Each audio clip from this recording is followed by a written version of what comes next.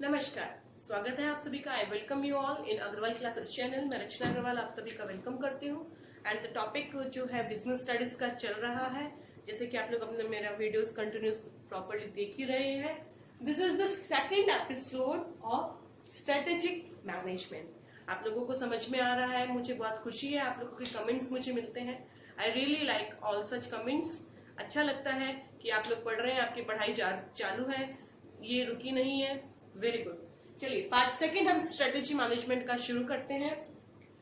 Strategy मैंने इसका first episode में इसका इंट्रो मीनिंग डेफिनेशन दे चुकी हूँ। जस्ट फॉर अ रिव्यू कि अभी आज का जो टॉपिक होने वाला है उसके लिए मैं आपको डिटेल में मैं इसके करने वाली हूँ फीचर्स। तो फीचर से पहले थोड़ा सा एक मीनिंग हम इसका देख लेते हैं कि एक स्ट्रेटेजी जो होती है वो इंटीग्रेट करती है ऑर्गेनाइजेशन की एक्टिविटीज को, यूटिलाइज करती है रिसोर्सेज को, स्केर्स रिसोर्सेज को प्रॉपरली एलोकेट करती है विद इन द ऑर्गेनाइजेशन के जो भी इन्वायरमेंट है उसके अंदर प्रॉपरली एलोकेट करती है स्केर्स रिसोर्सेज को, ताकि ऑर्गेनाइजेशन की जो ऑब्जेक्टिव्स हैं वो अचीव हो सके। ये स्कैरसिटी के रिसोर्सेज को प्रॉपरली मैनेजमेंट करता है स्ट्रेटेजी मैनेजमेंट। तो स्ट्रेटेजी मैनेजमेंट के बारे में हमने थोड़ा बहुत कुछ जाना था, मैं थोड़ा सा और बता देती हूँ कि ये नॉलेज ऑफ गोल्स होता है, फ्यूचर इवेंट्स की अनसर्टेनिटीज होती है, उसके लिए प्री प्लान किया जाता है, एक डिटेल्ड स्ट्रेटेजीज बनाई जाती है, उनको कंसिडर किया जाता है फ्यूचर एस्पेक्ट्स को, और जो भी टीम है उसकी एक्चुअल बिहेवियर उस सिचुएशन में कैसा करेगा उसको प्लान किया जाता है, स्ट्रेटेजाइज किया जाता है। That is called strategy management. Now today I am going to teach about features of strategy management. जो इस टॉप वीडियो का जो मेन है इसके कुछ फीचर्स हैं, 12-13 फीचर्स मैंने समअप करके शॉर्ट में आपके लिए मैं लेके आई हूँ। आप लास्ट तक जरूर देखिएगा, क्योंकि लास्ट में जो मैं इसके हमेशा बताती हूँ, कंक्लूजन जो बताती हूँ वो आपके एग्जाम पॉइंट ऑफ व्यू से बहुत इंपॉर्टेंट हो सकता है। So keep watching till the end. तो फीचर्स ऑफ स्ट्रेटेजी मैनेजमेंट की हम बात करते हैं तो ये एक प्राइमरी प्रोसेस होता है मैनेजमेंट का। स्ट्रेटेजी मैनेजमेंट जो होता है किसी भी बिजनेस के अंदर फर्स्ट स्टेप होता है, क्योंकि द स्ट्रेटेजीज जो बिजनेस अप्लाई करने वाला है अपनी ऑर्गेनाइजेशन में, अपने बिजनेस के अंदर जो भी एक्टिविटीज होने वाली है उनकी इनिशियल स्टेप जो होगी वो स्ट्रेटेजी मैनेजमेंट से होगी। Only after the creation of the strategy only आगे की प्रोसेस जो है वो कमेंस होंगी। स्ट्रेटेजी के ऊपर बेस्ड सब कुछ होगा, जैसे कि प्लानिंग होती है, प्लानिंग के ऊपर ही बेस्ड सब कुछ होता है। सिमिलरली स्ट्रेटेजीज के ऊपर बेस्ड ही rest of the activities commence होती है। Then comes the next formal managerial process. ये इसका नेक्स्ट फीचर है, इसका नेक्स्ट कैरेक्टरिस्टिक है कि स्ट्रेटेजी मैनेजमेंट जो है ये एक फॉर्मल मैनेजरियल प्रोसेस है, एक फॉर्मल फॉर्म होता है मैनेजर का। ये जो किया जाता है इसके अंदर रेमेडियल स्टेप्स लिए जाते हैं ऑर्गेनाइजेशन की प्रॉब्लम्स जो आने वाली है उनके लिए, और इसके अंदर प्लानिंग और इम्प्लीमेंटेशन डिसीजंस जो होते हैं वो लिए जाते हैं।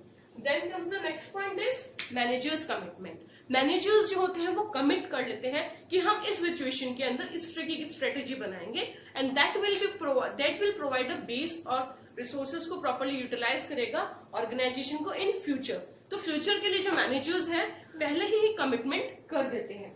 Then comes the next one is long term development. Strategy जो है वो लॉन्ग टर्म डेवलपमेंट प्लान्स के लिए डील करता है rather than the routine operations. जो डे टू डे एक्टिविटीज होती हैं उसके बजाय लॉन्ग टर्म जो डेवलपमेंट होते हैं, जैसे कि it deals with the probability of innovation.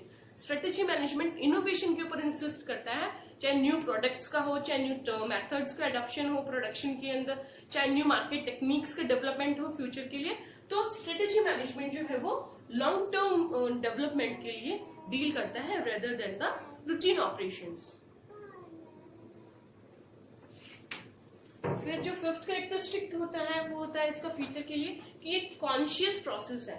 Management के अंदर जो स्ट्रेटेजी मैनेजमेंट है it is related with intellect. It is a product of developed concise. ये डेवलप्ड कंसाइज होता है, इंटेलेक्चुअल प्रोसेस होता है, जिसको हम ह्यूमन बींग्स जो भी थोड़ा इंटेलिजेंट होता है वो स्ट्रेटेजी मैनेजमेंट कर सकता है ऑर्गेनाइजेशन के लिए। Anybody can not do it.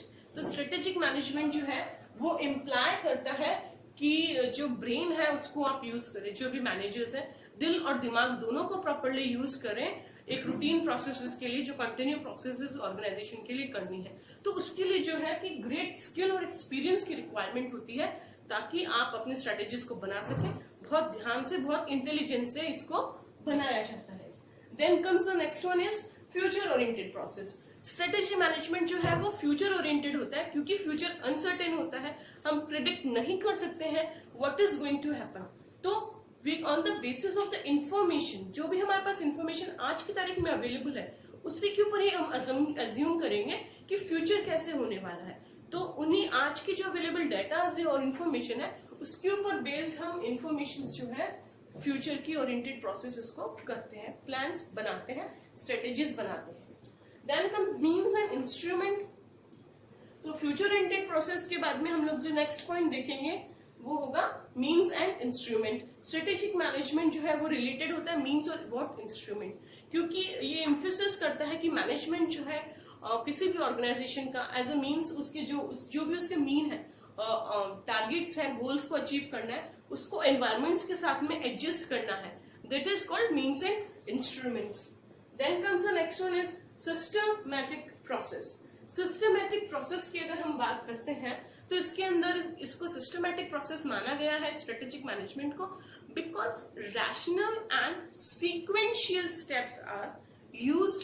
इसके अंदर सीक्वेंशियल स्टेप्स होते हैं, स्टेप बाय स्टेप्स इसके अंदर यूज होते हैं, ताकि प्री डिटरमाइंड ऑब्जेक्टिव्स जो है ऑर्गेनाइजेशन के वो अचीव हो सके। चाहे वो एनालाइजेशन ऑफ द एनवायरनमेंट हो, ऑब्जेक्टिव्स को पहले एनालाइज किया जाता है एनवायरनमेंट को, फिर ऑब्जेक्टिव्स को डिटरमाइन किया जाता है, उसके बाद में स्ट्रेटेजीज को फॉर्मुलेट किया जाता है, कंस्ट्रक्ट किया जाता है, फिर उनको इम्प्लीमेंट किया जाता है, इम्प्लीमेंट करने के बाद में इवेलुएट किया जाता है, फिर इवेलुएशन के बाद में फॉलो अप किया जाता है। तो it is a systematic process, one after the next, rational and sequential steps are followed.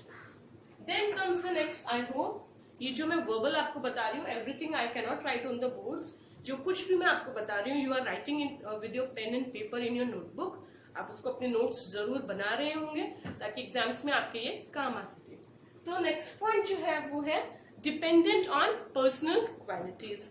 ये जो आपने पॉइंट पढ़ा था कंसाइज वाला, उसी से कुछ रिलेटेड है डिपेंडेंट ऑन पर्सनल क्वालिटीज, क्योंकि इसके अंदर जो भी कंसिडरेशंस किए जाएंगे स्ट्रेटेजिक मैनेजमेंट के लिए वो पर्सनल क्वालिटीज के ऊपर बहुत ज्यादा डिपेंडेंट होते हैं। कोई भी जो टॉप लेवल का मैनेजमेंट का जो बंदा होगा ओनली ही कैन डू, और वो भी तब जब उसके पास में वो क्वालिटीज होंगी, उसका ब्रेन इतना डेवलप्ड होता है। जो पर्सनल क्वालिटीज होती हैं, जो स्किल्स होती हैं, जो एक्सपीरियंस होती है, वो लॉन्ग मतलब जॉब के अंदर या एम्प्लॉयमेंट या जो भी आप काम कर रहे हैं उसके अंदर कंटिन्यूएशन से और कंटिन्यू ऑब्जर्वेशन से आ सकती है। यू नहीं कि स्ट्रेटेजी मैनेजमेंट का आपने 6 महीने का डिप्लोमा कोर्स किया और आप एक ही दिन में एक्सपर्ट स्ट्रेटेजिक मैनेजमेंट बन गए। No, you have to be in field for a longer time.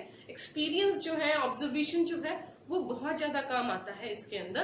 तो एक जो टैलेंट होता है, इसको हम ऐसे कह सकते हैं कि ये पर्सनल क्वालिटी, ये इनबॉर्न क्वालिटी है। टैलेंट ऑफ स्ट्रेटेजाइजिंग जो होता है मैनेजर के अंदर, कहीं ना कहीं ये इनबॉर्न टैलेंट होता है। ठीक है, आप इसको अपग्रेड कर सकते हो कोचिंग्स और ट्रेनिंग प्रोग्राम्स के थ्रू। ओके, तो next one is goal oriented process. उसके बाद में आता है कि स्ट्रेटेजी मैनेजमेंट जो है, क्योंकि हम लोग गोल के ऊपर फोकस करते हैं, हमारे ऑब्जेक्टिव्स के ऊपर फोकस करते हैं, तो स्ट्रेटेजी मैनेजमेंट की जो प्रोसेस होती है my dear students, that is goal oriented process. क्योंकि इसके अंदर हम लोग स्वॉट एनालिसिस करते हैं। मैंने आपको अपने पहले के पुराने वीडियो में भी बताया है कि स्वॉट एनालिसिस किया जाता है, strength, weakness, opportunities and threats का एनालिसिस किया जाता है, और भी बहुत सारे टूल्स अपनाए जाते हैं ताकि बिजनेस जो है वो इफेक्टिवली अपना काम कर सके और अपनी सराउंडिंग्स के अंदर होने वाली हर्डल्स को मेंटेन कर सके और अपनी स्ट्रेंथ को प्रॉपर्ली यूज कर सके, है ना। तो ये प्रोसेस जो होती है वो बहुत इंपॉर्टेंट रोल प्ले करती है ऑर्गेनाइजेशन की फंक्शंस को मेंटेन करने के लिए और ऑर्गेनाइजेशन के गोल्स को अचीव करने के लिए। Then comes the next one is pervasive process.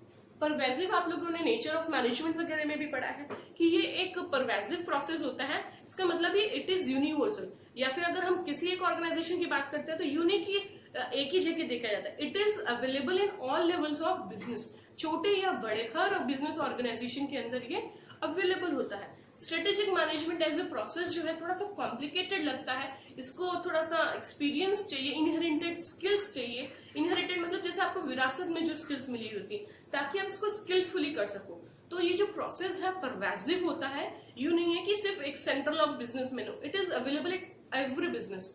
Higher पे भी होता है, लो स्मॉल स्केल बिजनेसेस पे भी होता है।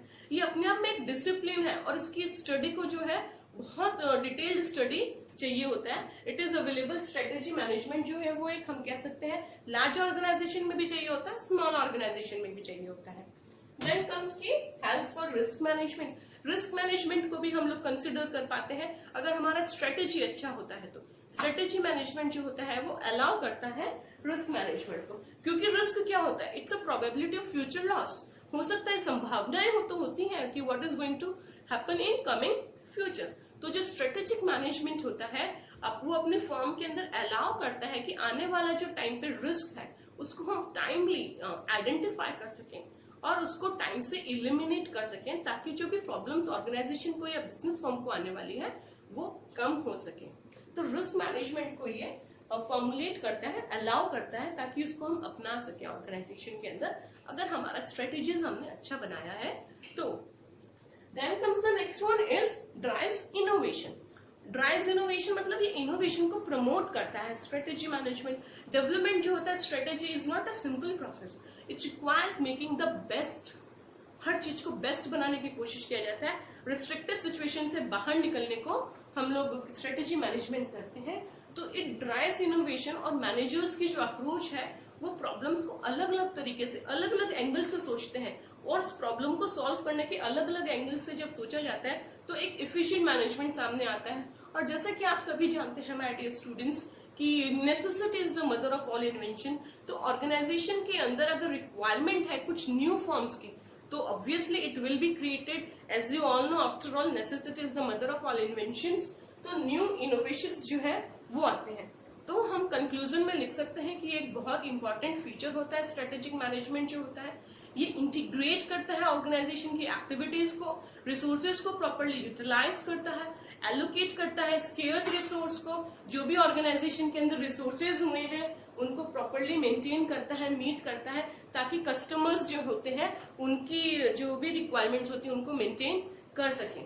स्ट्रेटेजी मैनेजमेंट जो होता है वो प्रॉपर्ली ह्यूमन रिसोर्सेज को यूटिलाइज करता है इफेक्टिवली और इकोनॉमिकली, ताकि शेयर होल्डर्स वगैरह को हम प्रॉपर्ली यूटिलाइज कर सकें। So my dear students, this was all about strategy management की मीनिंग और फीचर्स के बारे में जो मैंने बताया है कि ये एक ब्रिज के जैसे काम करता है कि आज हम जहां हैं और जहां हमें जाना है उसके गैप को ये फिल करने का काम करता है स्ट्रेटेजी मैनेजमेंट। आई होप आप लोगों को समझ में आया होगा। लाइक एंड सब्सक्राइब करना ना भूलें। धन्यवाद।